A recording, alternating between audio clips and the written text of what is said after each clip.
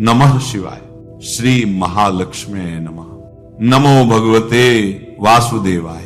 जय मां सरस्वती। जय श्री कृष्ण। आप सभी को राधे राधे। माघ मास कृष्ण पक्ष षटतिला एकादशी और मकर संक्रांति की ढेरों शुभकामनाएं। जैसा कि आप सभी जानते हैं कि मकर संक्रांति का पर्व कुछ ही दिनों में आने वाला है। मकर संक्रांति के दिन विशेष रूप से खिचड़ी का ही दान किया जाता है और खिचड़ी जो है ये कच्चे चावल और कच्चे मूंग की दाल से बनाई जाती है और इसी खिचड़ी का दान किया जाता है। लेकिन इसी दिन साल की पहली षटतिला एकादशी भी पड़ रही है, इसीलिए मन में ये प्रश्न भी आ रहा है कि इस साल खिचड़ी का दान करें या ना करें, जिससे कि हमें पूर्ण फल प्राप्त हो। मकर संक्रांति का सीधा संबंध सूर्य से है। मकर संक्रांति उस दिन मनाई जाती है जिस दिन सूर्य देव धनु राशि से निकलकर मकर राशि में प्रवेश करते हैं। इसी को सूर्य का उत्तरायण होना भी कहा जाता है। इसे ध्यान से समझिए कि उत्तरायण का अर्थ केवल दिशा परिवर्तन नहीं है। इसका अर्थ है कि सूर्य की किरणें अब धीरे धीरे पृथ्वी पर सीधी पड़ने लगती हैं, ठंड कम होने लगती है, दिन बड़े होने लगते हैं और जीवन में सकारात्मक ऊर्जा का संचार होने लगता है। यही कारण है कि हमारे शास्त्रों में उत्तरायण को देवताओं का दिन कहा गया है। इस वर्ष सूर्य देव 14 जनवरी 2026 बुधवार के दिन ही मकर राशि में प्रवेश कर रहे हैं। यह प्रवेश दोपहर के समय लगभग 3 बजे के आसपास हो रहा है। शास्त्रों के अनुसार चाहे सूर्य का प्रवेश सुबह हो, दोपहर हो या शाम को, जिस कैलेंडर तिथि में सूर्य का मकर में प्रवेश होता है उसी दिन मकर संक्रांति मनाई जाती है। इसी कारण इस वर्ष मकर संक्रांति पूरे भारत में 14 जनवरी 2026 को ही मनाई जाएगी। इसीलिए 15 जनवरी को मकर संक्रांति मानना शास्त्रीय रूप से उचित नहीं है। तो अब यहां तक तो बात बिल्कुल स्पष्ट हो गई कि मकर संक्रांति 14 जनवरी बुधवार को ही है। लेकिन यहीं से शुरू होती है इस वर्ष की सबसे बड़ी उलझन, क्योंकि इसी 14 जनवरी को पौष मास की षटतिला एकादशी भी पड़ रही है। और जैसे ही एकादशी का नाम आता है तो प्रत्येक श्रद्धालु के मन में तुरंत यह नियम याद आता है कि एकादशी के दिन अन्न, विशेष रूप से चावल, वर्जित होता है। अब मकर संक्रांति और खिचड़ी का नाम एक दूसरे के बिना अधूरा है, क्योंकि सदियों से परंपरा चली आ रही है कि इस दिन कच्चे चावल और मूंग की दाल मिलाकर खिचड़ी का दान किया जाता है। कहीं कहीं खिचड़ी पकाकर दान की जाती है और घर में भी प्रसाद रूप में ग्रहण की जाती है। लेकिन जब एक ही दिन एकादशी भी हो और मकर संक्रांति भी, तब आप सभी का भ्रमित होना स्वाभाविक है। इसीलिए मन में प्रश्न उठता है कि अगर खिचड़ी में चावल है और एकादशी में चावल वर्जित है, तो फिर इस बार दान कैसे किया जाए? क्या मकर संक्रांति का दान अधूरा रह जाएगा? क्या खिचड़ी का दान ना करने से पुण्य कम हो जाएगा?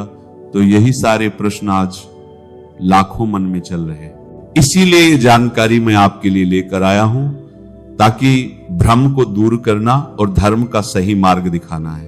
तो एकादशी का नियम बहुत स्पष्ट है कि इस दिन चावल को खाना, पकाना और दान करना सख्त मना होता है। इसीलिए इस वर्ष 14 जनवरी को मकर संक्रांति होने के बावजूद खिचड़ी का दान उस दिन करना उचित नहीं माना जाएगा। अब यहीं पर बहुत लोग निराश हो जाते हैं।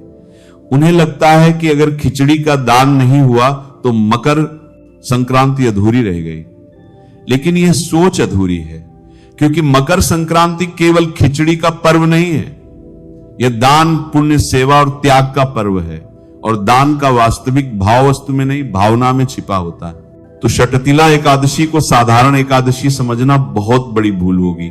यह वर्ष की पहली एकादशी होती है और इसका महत्व अन्य एकादशियों से भी अधिक माना गया है। शास्त्रों में बताया गया है कि इस एकादशी का नाम ही तिल के ऊपर रखा गया है, क्योंकि इस दिन तिल का दान, तिल का सेवन और तिल से संबंधित कार्य विशेष फल देने वाले माने गए हैं। इसीलिए अब जरा ध्यान से समझिए। एक ओर मकर संक्रांति, जिसमें तिल और गुड़ का विशेष महत्व है, दूसरी ओर षटतिला एकादशी, जिसमें तिल को मोक्षदायक बताया गया है। और जब दो ऐसे पर्व एक साथ आते हैं जिनका केंद्र बिंदु तिल हो, तो ये कोई संयोग नहीं बल्कि एक दिव्य संकेत होता है। यह संकेत बताता है कि इस वर्ष मकर संक्रांति पर तिलदान का महत्व कई गुना बढ़ गया है। अब बहुत से लोग ये भी पूछते हैं कि खिचड़ी का दान क्यों इतना महत्वपूर्ण माना गया है। तो इसका उत्तर यह है कि खिचड़ी में चावल और दाल दोनों होते हैं जो अन्न का पूर्ण रूप माने जाते हैं। अन्नदान को सभी दानों में श्रेष्ठ बताया गया है। इसी कारण मकर संक्रांति पर खिचड़ी का दान सबसे बड़ा पुण्य माना गया। लेकिन जब शास्त्र स्वयं एकादशी के दिन चावल दान को वर्जित कर रहे हैं, तो धर्म यह भी सिखाता है कि विकल्प भी धर्म का ही भाग होता है। इसीलिए शास्त्र कहते हैं कि यदि किसी कारणवश मुख्य दान न किया जा सके, तो उसी भाव से किया गया वैकल्पिक दान भी उतना ही फल देता है। और यही कारण है कि इस वर्ष मकर संक्रांति पर काले तिल और गुड़ का दान खिचड़ी दान के समान ही नहीं बल्कि कई गुना अधिक फलदायक बताया गया है, क्योंकि तिल को शास्त्रों में पाप नाशक कहा गया है। कहा जाता है कि तिल में भगवान विष्णु का वास होता है और गुड़ में माता लक्ष्मी की कृपा मानी जाती है। जब तिल और गुड़ एक साथ दान किए जाते हैं, तो ये दान केवल शरीर को नहीं, आत्मा को भी शुद्ध करता है। इसीलिए चाहे तो काले तिल और गुड़ को अलग अलग भी दान कर सकते हैं, और यदि संभव हो तो तिल और गुड़ से बने हुए लड्डू का दान करना तो और भी श्रेष्ठ माना गया है। कुछ लोग सोचते हैं कि अगर हमने 14 जनवरी को खिचड़ी का दान नहीं किया तो 15 जनवरी को कर ले ताकि मन को संतोष मिल जाए। शास्त्रीय रूप से देखें तो 15 जनवरी को खिचड़ी का दान किया जा सकता है, उसमें भी कोई दोष नहीं है। लेकिन मकर संक्रांति का विशेष पुण्यकाल 14 जनवरी को ही होता है। इसलिए यदि पूर्ण फल चाहिए तो 14 जनवरी को ही तिल गुड़ का दान करना सर्वोत्तम रहेगा। अब यह भी समझना जरूरी है कि दान केवल वस्तु देने का नाम नहीं है।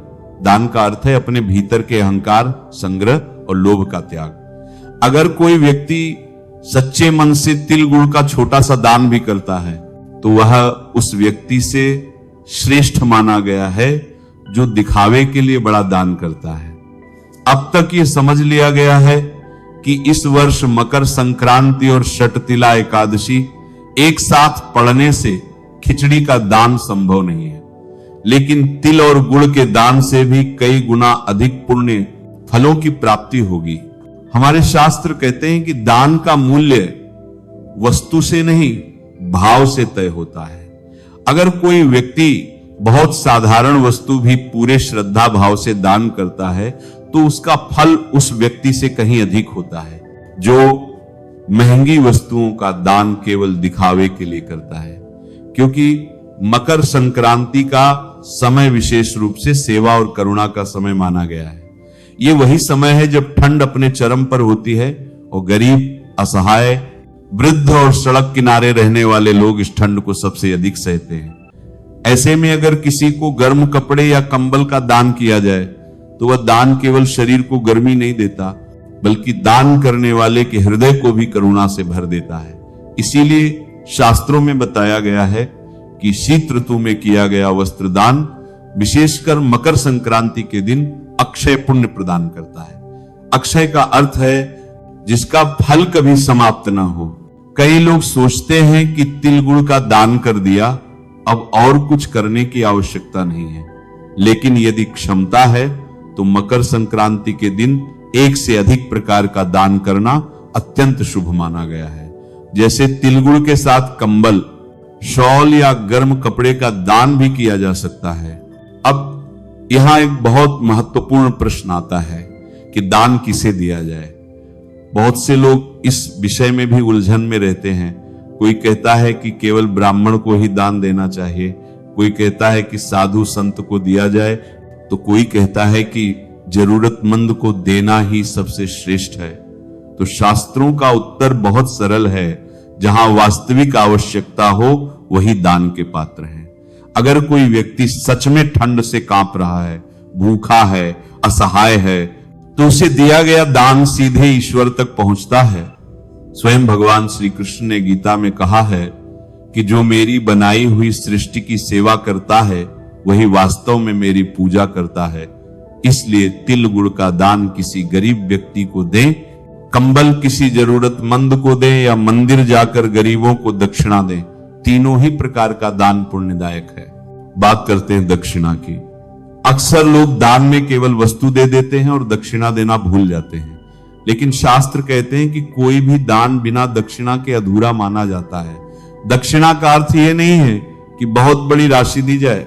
दक्षिणा का अर्थ है दान में हुई किसी भी कमी को श्रद्धा से पूरा करना।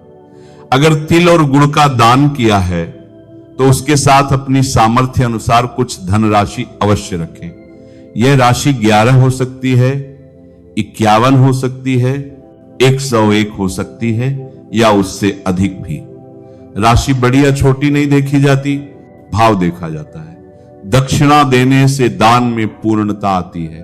कहा जाता है कि दक्षिणा के बिना किया गया दान रास्ते में ही रुक जाता है और दक्षिणा के साथ किया गया दान सीधे पुण्य लोक में पहुंचता है। इसीलिए मकर संक्रांति के दिन किया गया दान पूरे वर्ष का प्रभाव देता है। इस दिन दान किया गया एक छोटा सा कार्य भी पूरे साल शुभ फल प्रदान करता है। इसीलिए हमारे पूर्वज कहते थे कि चाहे सामर्थ्य कम हो, लेकिन मकर संक्रांति के दिन खाली हाथ मत रहो। इस दिन दिया गया दान केवल भौतिक सुख नहीं देता, बल्कि जीवन में शांति, संतुलन और सकारात्मकता भी लाता है। अब यहां एक और प्रश्न उठता है कि अगर कोई व्यक्ति किसी कारणवश 14 जनवरी को दान ना कर पाए, अगर कोई बीमारी, यात्रा या पारिवारिक परिस्थिति के कारण दान से वंचित रह जाए, तो क्या उसका मकर संक्रांति का पुण्य समाप्त हो जाता है? तो शास्त्र इसका उत्तर भी बहुत करुणा के साथ देते हैं। कहा गया है कि भाव से किया गया मानसिक दान भी फल देता है। इसीलिए यदि 14 जनवरी को मन ही मन यह संकल्प लें कि हे भगवान, आज मैं अपनी सामर्थ्य अनुसार दान करना चाहता हूं, पर परिस्थिति के कारण संभव नहीं है, तो मेरी भावना को स्वीकार कीजिए, तो ऐसा संकल्प भी व्यर्थ नहीं जाता। क्योंकि धर्म इतना कठोर नहीं कि वो परिस्थिति ना समझे। ईश्वर भावना देखते हैं, साधन नहीं। बहुत से लोग ये पूछते हैं कि क्या 15 जनवरी को खिचड़ी का दान किया जा सकता है?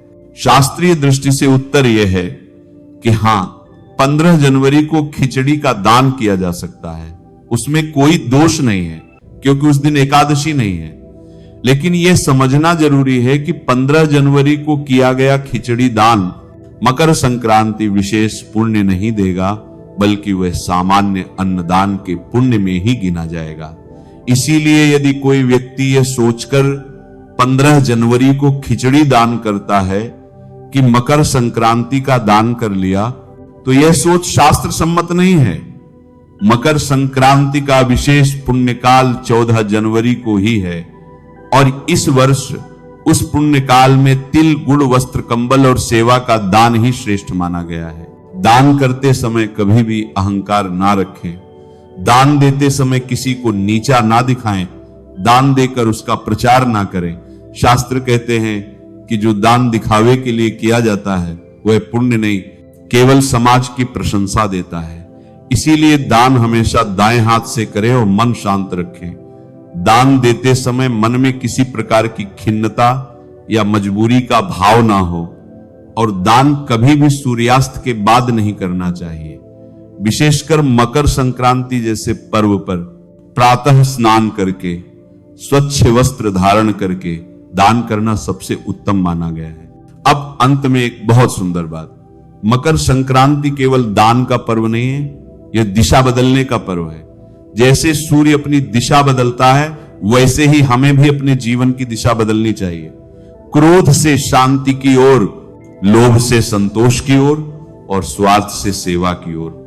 अगर इस मकर संक्रांति पर अपने भीतर थोड़ा सा भी सकारात्मक परिवर्तन कर लिया, तो समझिए कि सबसे बड़ा दान कर दिया।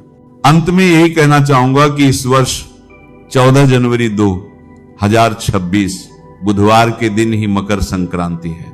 एकादशी होने के कारण चावल और खिचड़ी का दान इस दिन ना करें। इसके स्थान पर तिल गुड़ के लड्डू, कंबल, वस्त्र और सेवा का दान करें। दान के साथ सामर्थ्य अनुसार दक्षिणा अवश्य रखें। एक बार फिर आप सभी को षटतिला एकादशी और मकर संक्रांति की ढेरों शुभकामनाएं। नमः शिवाय। श्री महालक्ष्मी नमः। नमो भगवते वासुदेवाय। जय मां सरस्वती। जय श्री कृष्ण। राधे राधे।